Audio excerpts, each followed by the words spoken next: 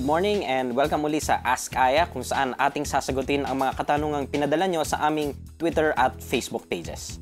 Now, unang-una meron nagtatanong dito, sabi niya, Aya, gusto kong mag-invest sa stock market pero wala akong oras mag-monitor araw-araw. What can I do? Kung tulad ng nakita nyo kanina, dalawa pwede mong gawin.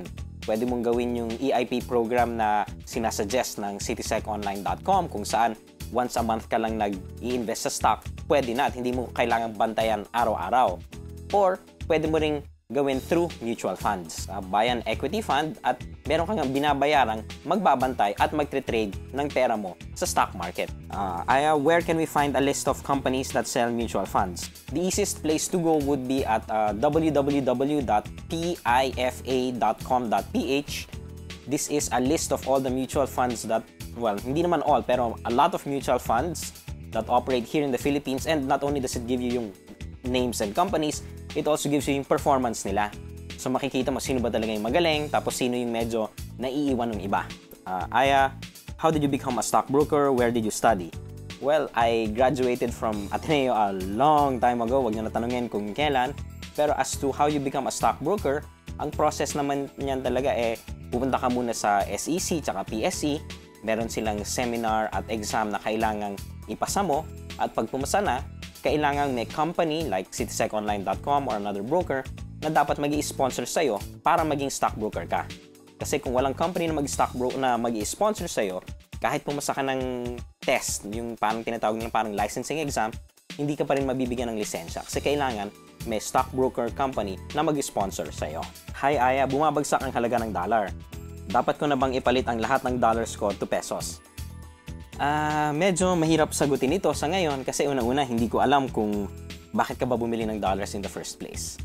Yung mga tanong na ganito, medyo it's like asking a doctor, sasabihin mo sa doctor na, Doc, may sakit ako, anong gamot ang iinumin ko, without telling the doctor ano ba talaga yung nararamdaman mo.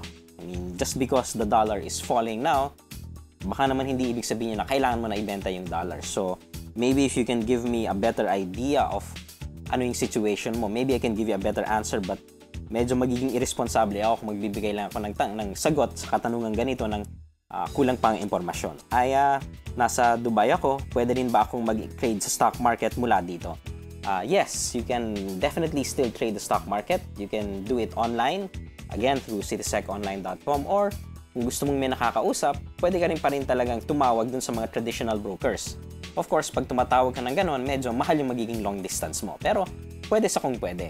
Siyempre din, pag tatawag ka sa traditional broker, medyo alanganin yung oras natin. Kasi, siyempre, yung trading dito sa Pilipinas, mula alas 9 ng umaga hanggang alas 12 ng tanghali lang. So, dapat i-adjust mo din yung oras mo kung gusto mo talagang mag-trade doon. Next question here, what's the current inflation rate in the country? That's around 5%. Medyo umakyat yan some months, bumababa some months, pero sabihin na at this point in time, medyo mga 5% yung inflation rate ng ating bansa. I guess if you've been watching the show, you know na very important yung inflation rate kasi dapat pag nag-i-invest tayo, yung inflation rate dapat tinatalo yun ng investments natin kasi pag hindi, ibig sabihin yan, kukulangin lang yung kita natin and in the future, hindi natin mabibili yung same amount of goods and services na mabibili natin today. Is it better to invest in the stock market or just put up my own business? Well, this is a very common question and madalas marami nagtatanong sa akin ito. Ang unang-unang sagot saan ka ba masaya? A business is good. I mean, having your own business is good. Lalo na kung yun yung passion mo, especially if you're good at it. But if you're just looking to make more money and not really to make a business out of your passion, tignan mo na lang talaga. Saan ka ba pwedeng mas malaki kumita? Do you have the time and skill to operate or to trade the stock market versus do you have the time and skill to run the business that you're thinking? So hanggang dito na muna tayo. Kung meron pa kayong mga tanong sa kanumang bagay, pwede nyo ulit itong ipadala sa aming Twitter o Facebook pages. So until next week, this has been Aya Laraya. Safe investing everyone. Sa susunod na linggo, titignan at pag-uusapan naman natin ang isang produkto at industriya na medyo may kontrobersyal na reputasyon. Maraming mga taong may gusto sa produktong ito at marami rin namang galit na galit dito at lalo na sa mga taong nagbebenta nito. Kung ano man yan, tutok na lamang next week sa Pesos and Cents. Maraming salamat sa inyong pagdalo sa amin ngayong umaga.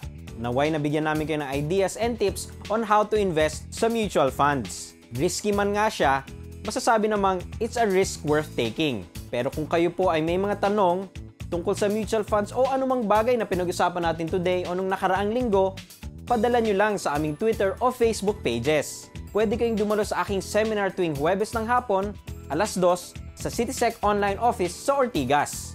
Hanggang sa susunod na Sabado, ito po si Ayla Raya at ito pa rin ang inyong gabay sa paglago ng inyong buhay pinansyal, ang Pesos and Cents.